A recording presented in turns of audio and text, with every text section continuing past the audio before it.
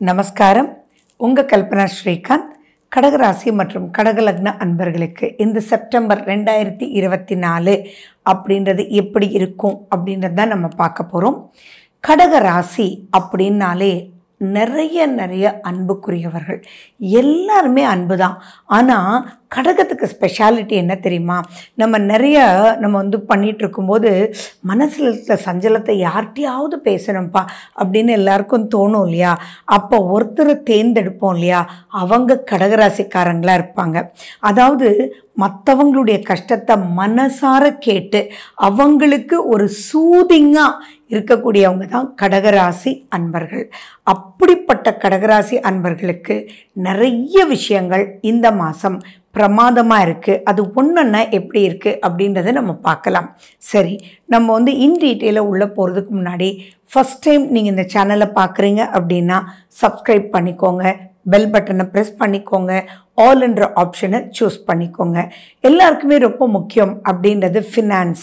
அந்த ஃபினான்ஸ் எப்படி வரும்? பிஸ்னஸ் பண்ணும்போதோ ஜாப் பண்ணும்போதோ வரும்.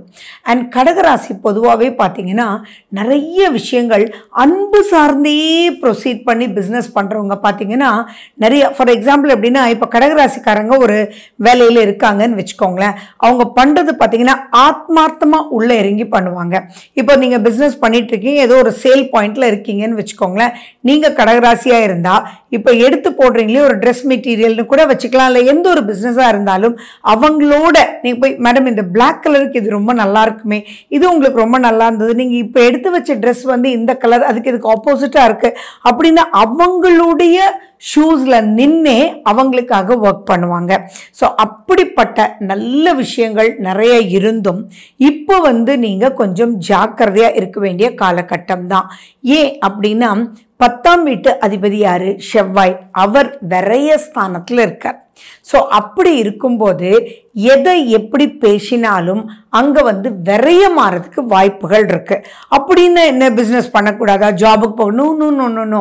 இப்போ இந்த காலகட்டத்தில் எது பண்ணாலும் அலர்ட் அப்படின்றது 5 times வேணும் அப்படின்றத ஞாபகம் வச்சுக்கோங்க. ஒரு விஷயத்தை நீங்கள் இப்போ பண்ணும்போது நீங்கள் அலர்ட்டாக இல்லை அப்படின்னா இப்போ நிறைய விஷயங்கள் விரயமாயிடும். ஸோ அந்த விரயஸ்தானத்திலேருந்து உங்களை காப்பாற்றிக்கிறதுக்கு இந்த மாதம் முழுக்க no risk taking, no new investment, no அன்ரீசனபிளாக ஏதாவது ப்ரொசீட் பண்ணுறது அப்படின்ற விஷயங்கள் எல்லாம் வேண்டாம். இப்போ புதுசாக ஏதாவது நீங்கள் ஒரு அட்வர்டைஸ்மெண்ட் செக்டார்லேயோ அல்லது சோஷியல் மீடியாலேயோ ஏதோ ஒன்று எக்ஸ்ட்ரா நம்ம பண்ணலாம் அப்படின்னு எடுக்கிறதுக்கு உண்டான நல்ல காலகட்டம் இல்லை. இந்த இடத்துல உங்களுடைய சுய ஜாதகத்தில் இருக்கக்கூடிய தசாபுத்திகள் நல்லா இருந்தது அப்படின்னா சான்சஸ் கொஞ்சம் எடுங்க. பட் ஸ்டில் இது மாத பலன் தானே.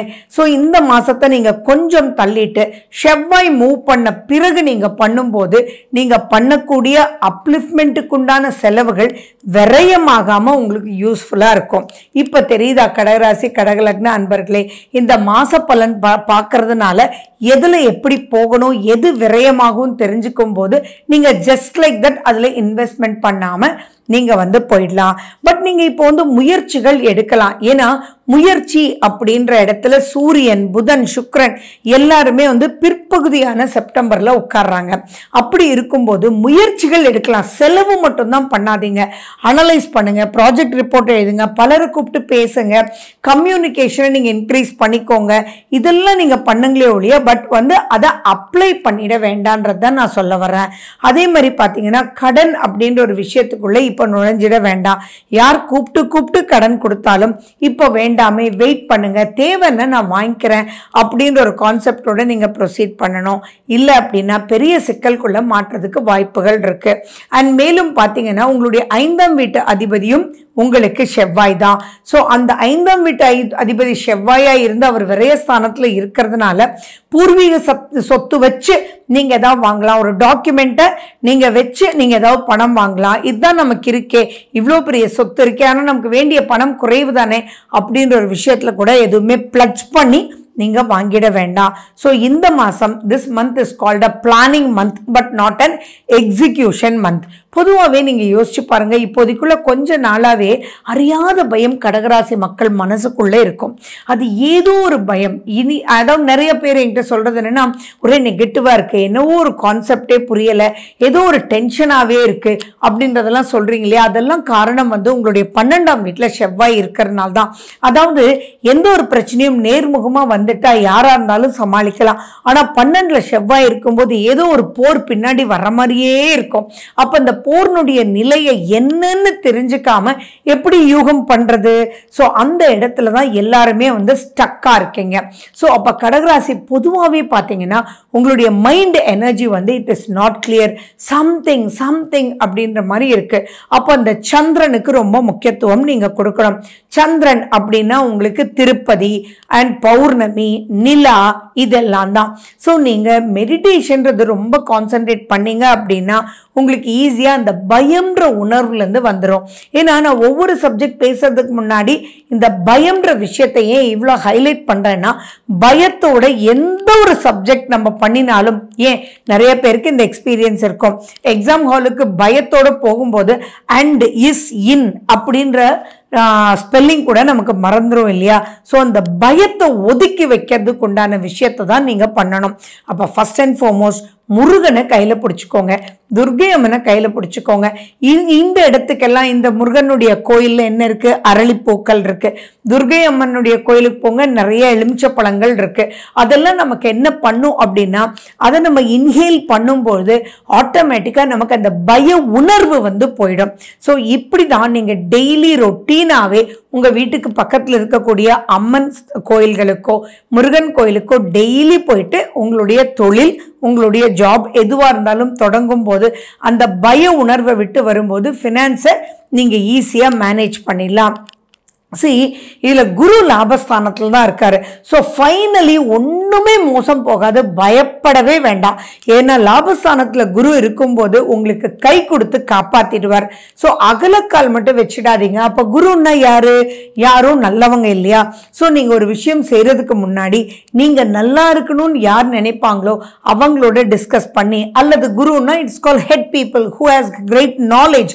அப்போது நல்ல நாலேஜ் இருக்கிறவங்ககிட்ட போய் என்னப்பா நான் இது இப்படி பண்ணலாமா பண்ணக்கூடாதா அப்படின்னு ஒரு 4 பேர்கிட்ட கருத்துகள் கேளுங்க.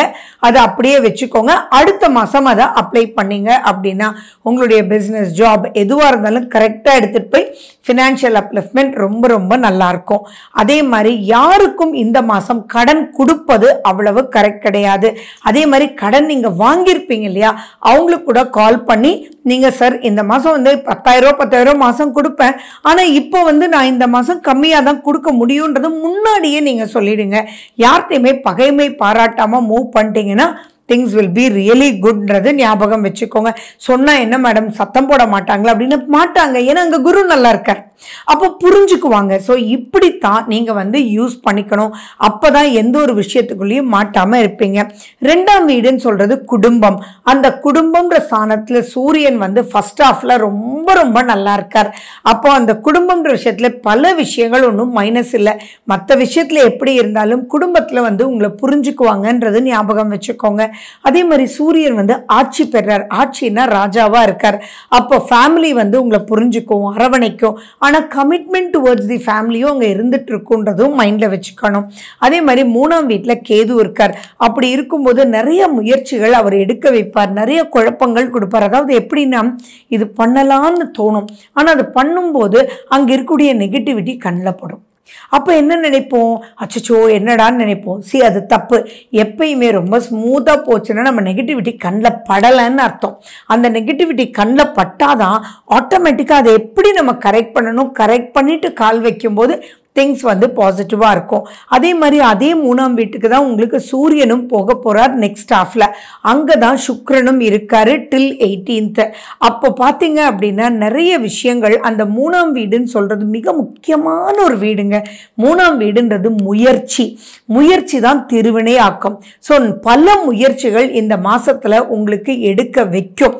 அந்த முயற்சிகள் நெகட்டிவிட்டியை போன்னு சொல்லிட்டு பாசிட்டிவிட்டியை வாவான்னு வரக்கூடிய அளவில் இருக்கு. ஸோ இந்த மாதத்தை எப்படி நீங்கள் எடுத்துக்கணும்னா பல கரெக்ஷன்ஸ் அதுக்கப்புறம் நல்ல விஷயங்கள் உங்களுக்கு ஜெயிக்கக்கூடிய வாய்ப்புல இருக்குது.